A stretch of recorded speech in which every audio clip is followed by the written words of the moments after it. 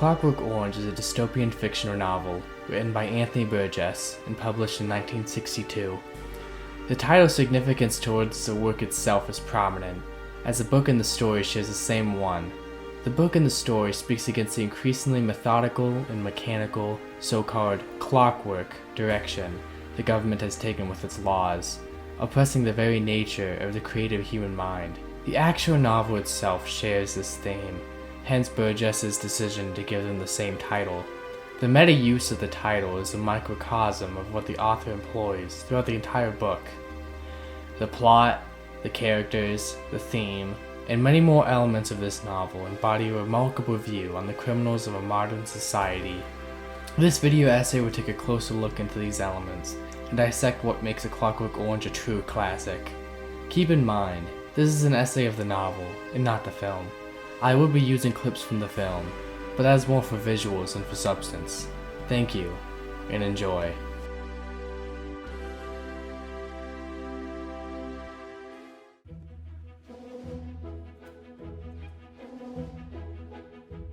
A Clockwork Orange is set in a future dystopian England.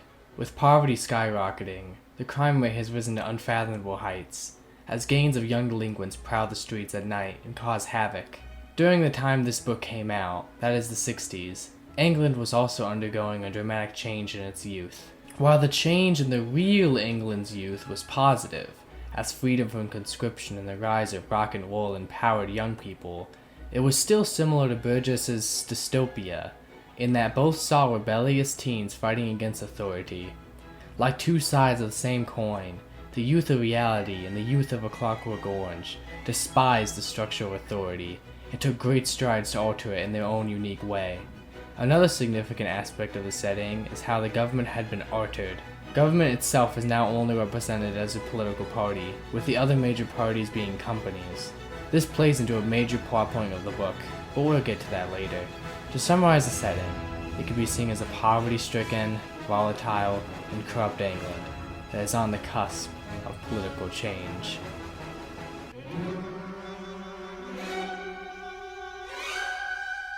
Burgess chose to write in first-person view as the main character, Alex DeLarge.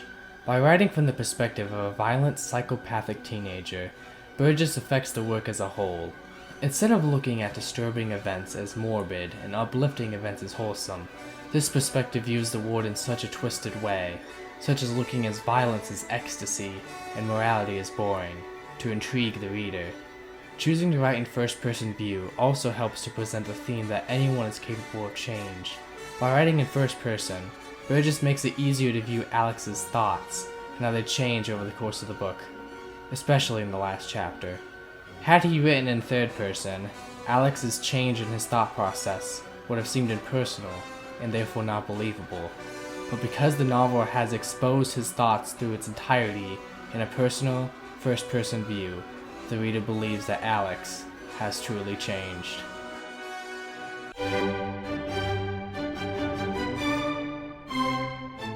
Alex is the main protagonist of the story. As a psychopathic 15-year-old, Alex spends his days skipping school and his nights causing havoc. He has intense love for violence and chaos that is rivaled only by his love for classical music. The days of assault and Beethoven, however, come to a grinding halt when a woman dies from injuries he caused and he's sent to prison for 14 years.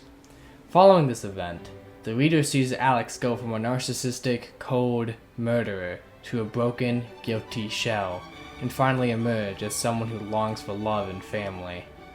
The character's growth and change serve as a significant element of the theme that anybody can change. F. Alexander is the author of the fictional Clockwork Orange. As said before, he advocates for opposition against the government and corruption. He devotes even more time to this battle when Alex and his droogs rape his wife in the beginning of the book, whom later dies, perhaps feeding his rage into the cause. One could say that by having both share the same name, Burgess was exemplifying the similarities from both F. Alexander and Alex, such as the fact that both fight against the government, one with the sword and one with the pen. But the most prominent significance of this character comes from his cries of the theme of government as a natural evil, a cruel force suppressing expression and enforcing conformity. as well as his promotion of creative thought, another theme in the book. The Minister of the Interior is the promoter of Ludovico's technique, and could be seen as the main antagonist of the story. Upon hearing the protest of the rising crime rate, he begins to promote a technique that will solve all problems. As a politician, he only cares about the upcoming election, and not the health of Alex. This is exemplified beautifully when the minister doesn't listen to Alex's scream of agony, and only rushes to his aid when the media documents his suicide attempt. His significance in the work mirrors that of F. Alexander, but instead of exposing the corruption of government, he embodies it. His deceiving persona of a politician who seeks to help criminals whilst torturing them into conformity serves as a perfect symbol of an impressive government. At first, Dim comes off as the classic strong but stupid character that Alex sees. As one of Alex's droogs, he takes part in the violence that ensues at the beginning of the book, and seems to be the strongest in the group. But in the latter half, we see Dim as a police officer, and are led to believe that he's a changed man. But this thought is quickly dismissed when we see both him and Georgie, another droog of Alex, brutally assault Alex and leave him for dead in the countryside. At first glance, readers may say that Dim's significance represents a theme that anybody can change, as he went from a criminal to a police officer. However, upon closer inspection, we see that the officer uniform is just that, a uniform, and he's still a violent brute. Therefore, his significance actually represents the corruption theme, as the government proceeds to vilify criminals while employing them to oppress anyone they desire. The prison chaplain seems to be the only one who genuinely wants to help Alex. As a Christian priest, the chaplain believes that everyone has the ability to be good, even Alex, and they should always have that choice. This belief is built upon when he criticizes Ludovico's technique during its presentation, citing that Alex is still evil, he is simply being forced to act good. This act of advocating for free will and choice, even when under pressure from his superiors, personifies the most powerful theme in the book, that free will is vital to a fulfilling and vibrant society. Other minor characters in the novel include Dr. Brodsky and Dr. Brannon, the people responsible for taking away Alex's choice of morality, Pete, whom goes from a droog of Alex to a loving husband, P and M, Alex's parents who represent conformity to an impressive government, P.R. Deltoid, Alex's correctional officer who's interested in the mentality of Alex, and the cat lady, the woman who dies from her injuries and sends Alex to prison.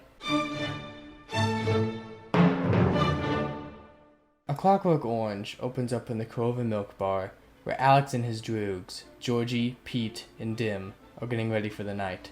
After having the old Maloka with knives in it, that is, milk spiked with drugs, the gang heads out to cause havoc. They tear open old professor's books and assault him before walking to the Duke of New York, a restaurant. Once there, they bribe a group of old women to give them an alibi when the police show up. This opening scene alone introduces so many elements that the book builds upon. It presents Alex's violent tendencies to the assault, the unique dialogue used throughout the novel, the run-down and destabilized city, and corruption in the form of the bribed old women. Once they leave the Duke of York and after a confrontation with Billy Boy, another gang leader, Alex and his droogs make their way into the countryside. They come across a cottage marked home and decide to break in. Once inside, they assault both F. Alexander, the author living there, and his wife. Alex picks up F. Alexander's transcript of his own Clockwork Orange, a novel criticizing the government's mechanized view of society, and destroys it as he makes fun of the intellectual dialect. Afterwards, he and his droogs rape F. Alexander's wife and leave the cottage, having exhausted their destruction. Once Alex gets home, he puts on classical music to calm down and drift off to sleep. The next day, after skipping school and sleeping with two 10-year-olds, yes, you heard that right, Alex finds that his droogs have come to meet him. They've grown tired of listening to his orders and made their own plan to break into an old cat lady's house. Furious, he attacks Dim and forces all of his droogs into submission.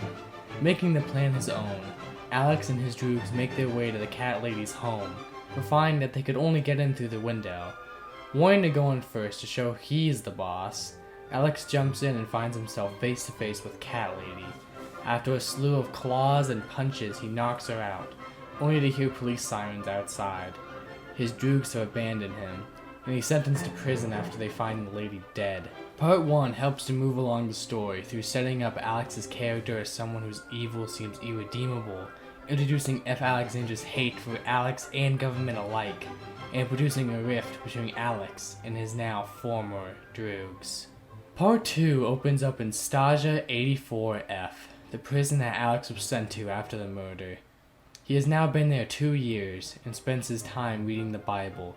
The prison chaplain believes that he's a reformed Christian, but in reality he's fascinated by the violence found in the Old Testament, and even dreams of being the one that killed Jesus. Alex has heard rumors of the new Ludovico technique, a procedure that supposedly lets you out of jail in just 2 weeks. Not wanting to serve another 12 years, he asks the prison chaplain about it. The prison chaplain vents his apprehension, declaring that the technique robs people of free will, and that the only true way to turn their life around was to decide on reform. Nevertheless, Alex is determined to get out. After discussion with the Minister of the Interior, he is selected as the guinea pig for the procedure. Alex is transferred to the new facility in the prison, where the technique is being tested. Due to a better diet and a comfortable bed, Alex is led to believe that these 2 weeks will be a walk in the park. He even believes that they're giving him his vitamins through a needle. In reality, a shot is a serum that augments one's views of a particular act. For Alex, that act is violence. A truth that becomes apparent to him once they strap him into a chair, pry his eyes open, and force him to endure hours of unspeakable acts on film. Alex becomes violently ill anytime these films are shown, and the doctors testing on him only take joy in his pain. The worst part of the procedure for Alex is when classical music is played on one of the tapes, thus producing a sickness when exposed to his only innocent delight. After 2 weeks, what seemed like an eternity to Alex, the testing was finished. Before Alex is let out, the Minister of the Interior, as well as Dr. Brodsky and Dr. Brannon, organized a presentation of Ludovico's technique to the press as well as scientists and government officials. They bring in a prison guard who berates and assaults Alex, only for Alex to take it and even beg him to stop to avoid the sick feeling. Then they bring in a half-naked woman, and Alex thinks to do unspeakable things, only to flatter her through chivalry.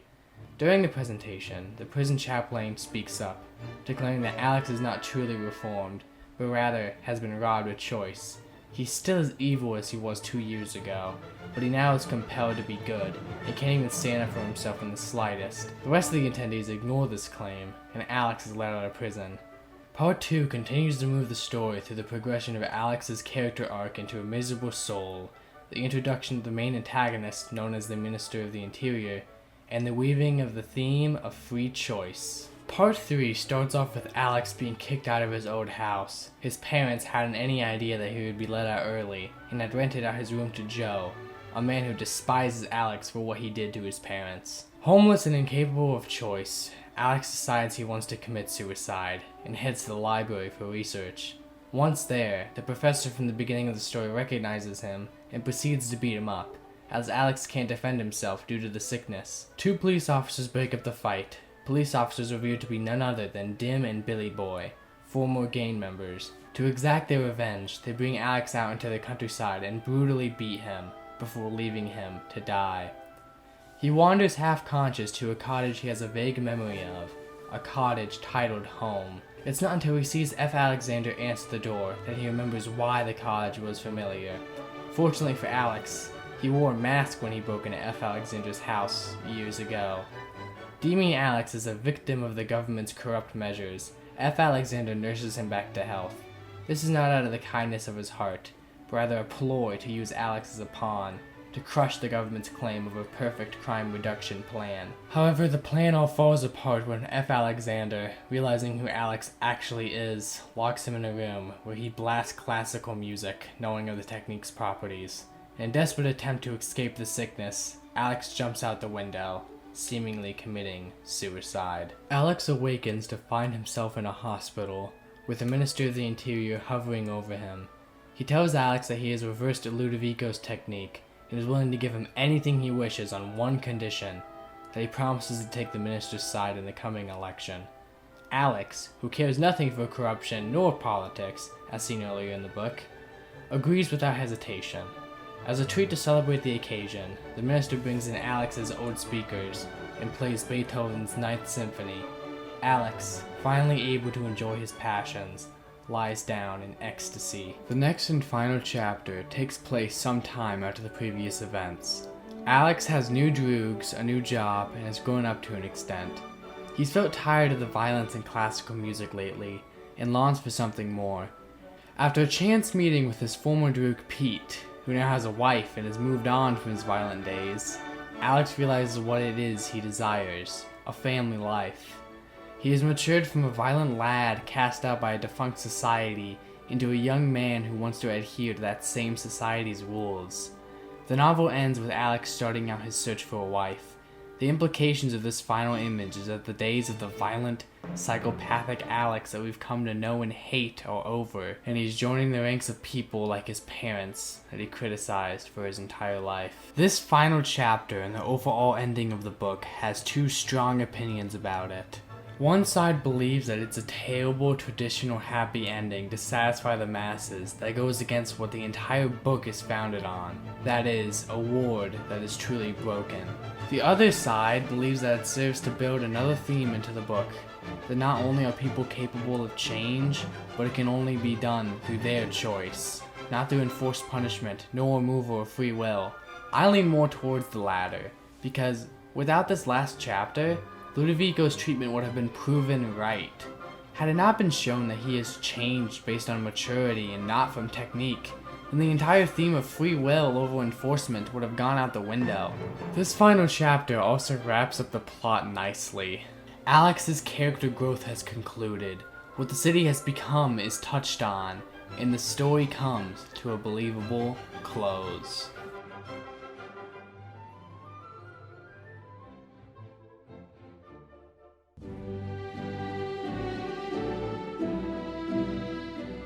The first major conflict introduced in A Clockwork Orange is Alex against the state.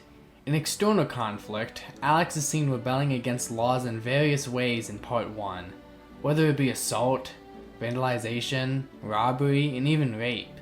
Alex seeks to cause chaos in every way against the government. This impacts the plot in that through these rash decisions to rebel against the state, Alex finds himself taking it too far, and thus landing in prison.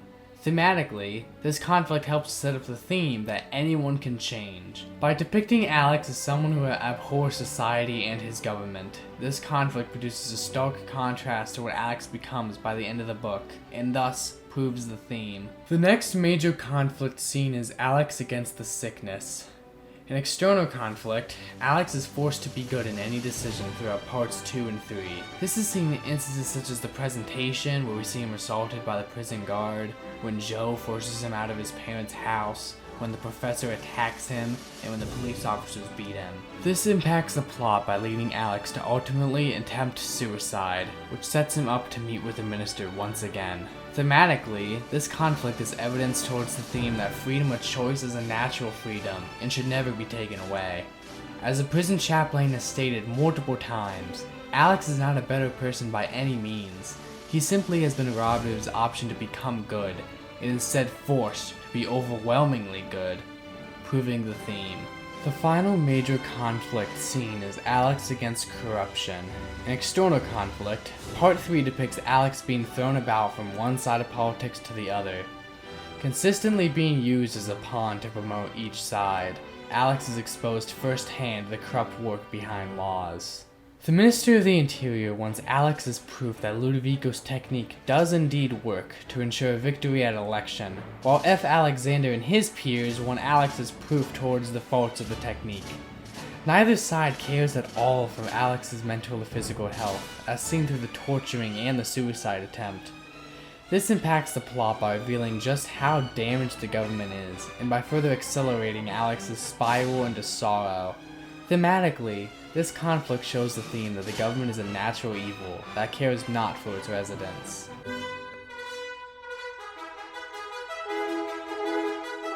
The most prominent literary device found in A Clockwork Orange is the use of nadsat in its diction.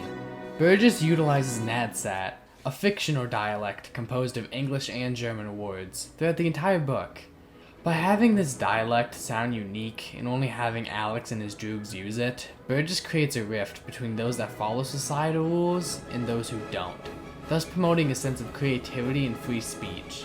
An example of Nadsat can be found when Alex confronts his droogs about the treason. But suddenly I vidded that thinking was for the gloopy ones, and that the omni ones used like inspiration and what bog sends.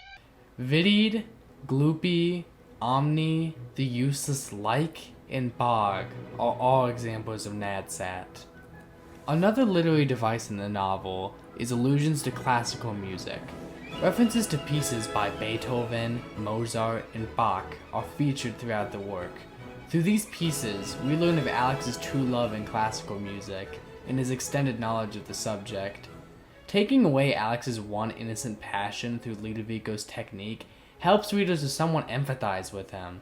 Empathy that couldn't have been achieved without direct allusions to those songs. The allusions simply make Alex's love for the classics more believable and build up more of his character. One of these allusions can be found when Alex realizes what is being played in the background of the torture films. Then I noticed, in all my pain and sickness, what music it was that like cracked and boomed. It was Ludwig van. A third literary device found in the book is the metaphor of the title itself.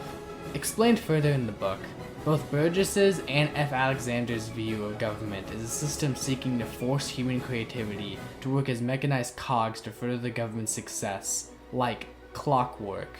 Comparing the government's mechanized system to how a clock functions is a clear use of metaphor, and further promotes the themes of government as a natural evil and a free choice as a natural right. F. Alexander explains the metaphor further in his own novel. The attempt to impose upon man, a creature of growth and capable of sweetness, laws and conditions appropriate to a mechanical creation, against this I raise my sword pen.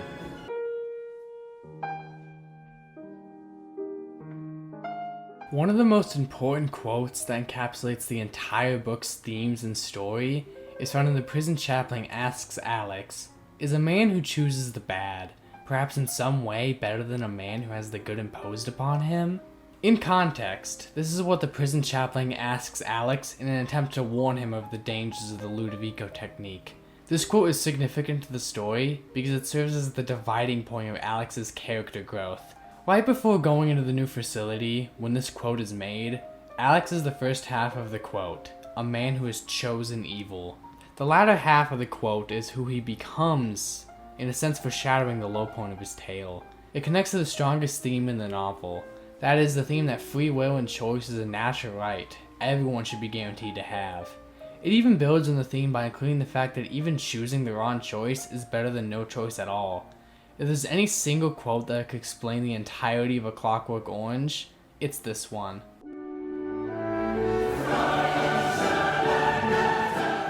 The first and most important theme in A Clockwork Orange is the claim that freedom of choice is a natural right that overrides even morality. The book claims that the ability to make conscious decisions is what separates humanity from the animals, and that a person who cannot choose ceases to be human. When Alex's freedom of choice is taken away by Ludovico's technique, we don't see him reformed or cured at all, but rather in great pain, a result that the Minister of the Interior himself mocked prisons for. This hypocrisy plays into the next theme, that is the belief that the system of government is a natural evil and will always beget corruption.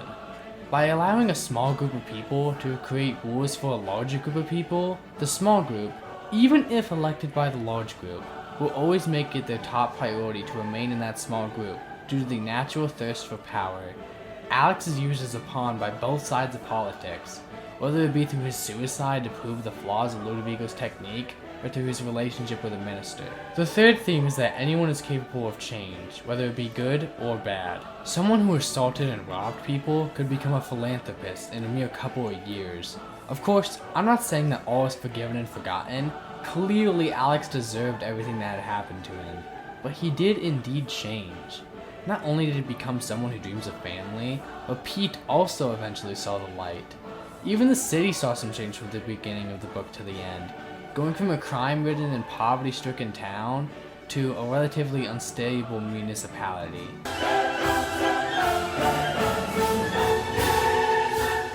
Overall, A Clockwork Orange weaves together a tale of corruption and free will, all through the eyes of a young, violent teenager. If I could ask Anthony Burgess one question, it would honestly be his opinions of Stanley Kubrick's movie. Did he think it captured the themes and essence of what he set out to write? Is he at all upset that the final chapter was excluded entirely? Regardless of the answer, I find both the movie and the book to be profound, and I encourage everyone watching to check both out. I'll leave you all with a question.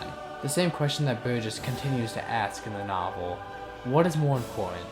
Order in society or the freedom of choice? Thanks for watching.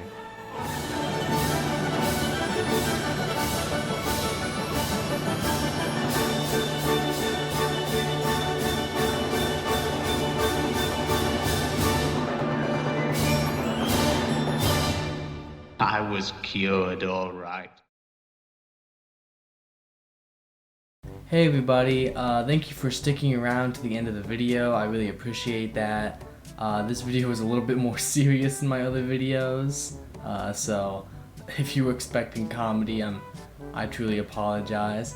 If you liked the video, make sure to like, comment, subscribe. It really helps out the channel a lot. And speaking of the channel, I might be, taken off for a while again because truth be told, Christmas break ended not too long ago, and I am already being crushed by mountains and mountains of homework. So that's very, very fun. But yeah, that's about it. Bye bye.